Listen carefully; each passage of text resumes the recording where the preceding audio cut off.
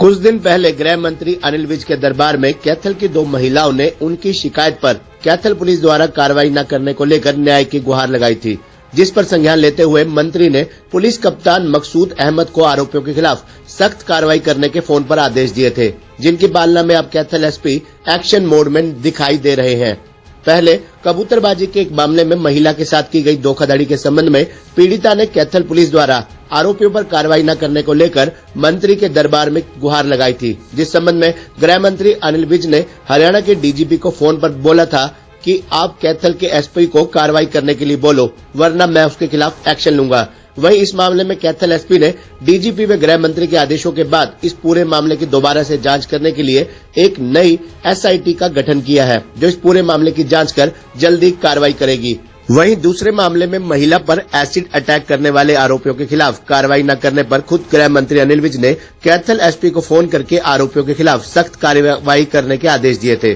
जिसमें गृह मंत्री ने कैथल एसपी को कहा था कि मुझे शाम तक आरोपियों की गिरफ्तारी चाहिए। अगर आप कार्रवाई करते हो तो ठीक है, वरना मैं गाड़ी लेकर कैथल आ रहा हूं। वहीं अब कैथल एसपी ने इस मामले में आरोपियों के खिलाफ महिला पर एसिड अटैक करने बाबत मामला दर्ज करवा दिया है, जिसमें जल्द ही कार्रवाई करने की बात कही गई है। कुल मिलाकर अनिल विज के आदेशों के बाद कैथल एसपी मकसूद अहमद अब एक्शन मोड में दिख रहे हैं, जिन्होंने दोनों मामलों में आरोपियों के खिलाफ जल्दी कार्रवाई करने के आदेश अपने अधीन पुलिस अधिकारियों को दिए हैं और उम्मीद है कि पीड़ित महिलाओं को कैथल पुलिस से जल्द ही न्याय मिल पाएगा। देखिए, गृह मंत्री जी के शनिवार के जनता दरबार में कुछ परिवादी उनके सामने पेश हुए थे और उन्होंने 2 मामले ऐसे आए थे जिनमें गृह मंत्री जी ने मेरे से फ़ोन करके और डीजीपी साहब से फ़ोन करके कहा था कि मैं आवश्यक कार्रवाई की जाए। तो उसमें एक पहला मुकदमा ये था, पहला मामला था कि जिसमें कि 132 नंबर FIR 2021 की थी, जिसमें कि वो परिवादी का ये कहना था कि अभी तक कोई कार्रवाई नहीं हुई, जबकि 1.5 साल से ज़्यादा अर्सा बीत चुका है। तो उसमें हमने जैसे उस टाइम पे ही पता करके और गृह मंत्री जी को भी अवगत कराया था कि इसमें पहले 2 बार SIT द्वारा जांच की जा चुकी है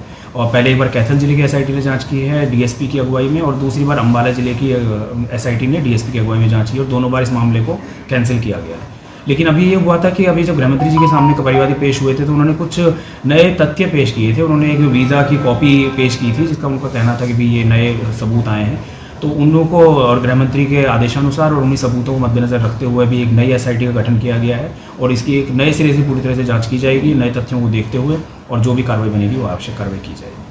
उसके बाद में दूसरा मामला एक ये था कि भाई एक एसिड अटैक का मैटर था कि भाई पूंडरी में रसीना गांव के कुछ लोग हैं, जो लेडीज़ थी, जिन्होंने कंप्लेंट की थी कि हमारे ऊपर एसिड से अटैक किया गया है, लेकिन पुलिस ने 3 महीने हो गए अब तक कोई कार्रवाई नहीं करी।